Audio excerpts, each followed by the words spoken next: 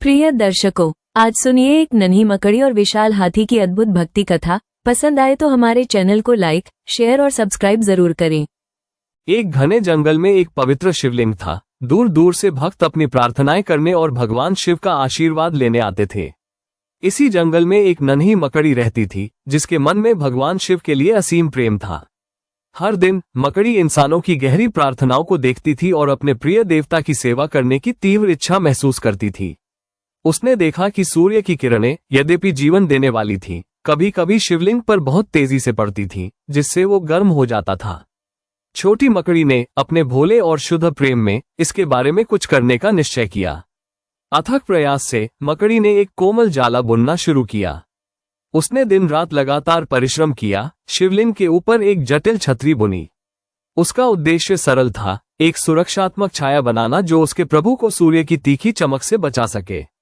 जाला नाजुक था, फिर भी यह मकड़ी के अटूट समर्पण का प्रमाण था। उसी जंगल में एक विशाल भक्त हाथी भी रहता था। वो रोज नदी से जल लाकर शिवलिंग का अभिषेक करता और फूल पत्तियां चढ़ाता। एक दिन जब हाथी अभिषेक करने आया तो उसने शिवलिंग पर मकड़ी का जाला देखा। उसे लगा कि यह जाला शिवलिंग को गंदा कर रहा है और उसने अपनी सूंड से उसे साफ कर दिया। छोटी मकड़ी जो पास की एक डाली से ये सब देख रही थी, ये देखकर बहुत दुखी हुई, पर उसकी भक्ति कम नहीं हुई।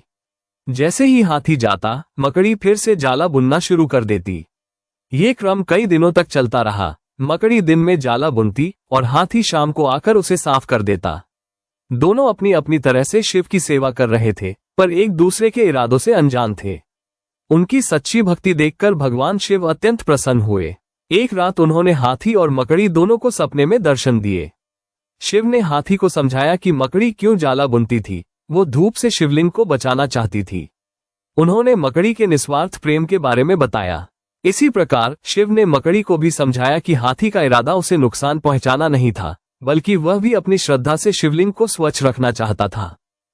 हाथी की नींद टूटी तो उसे अपनी गलती का एहसास हुआ और उसने क्षमा मांगी। भगवान शिव ने दोनों की निष्ठा से प्रसन्न होकर उन्हें वरदान दिए। शिव ने हाथी को उसकी सेवा और निष्ठा के लिए अगले जन्म में भी भक्ति और शक्ति प्राप्त होने का वरदान दिया, ताकि वह हमेशा शिव की सेवा कर सके। और मकड़ी की निस्वार्थ भक्ति से प्रसन्न होकर शिव ने उसे अगले जन्म में मनुष्य योनि में जन्म लेने का वरदान दिया, ताकि वह एक महान भक्त और ज्ञानी बनकर शिव की और अधिक सेवा कर सके। ये कहानी बताती है कि ईश्वर की दृष्टि में भेंट का आकार नहीं, बल्कि हृदय की शुद्धता और ईमानदारी मायने रखती है।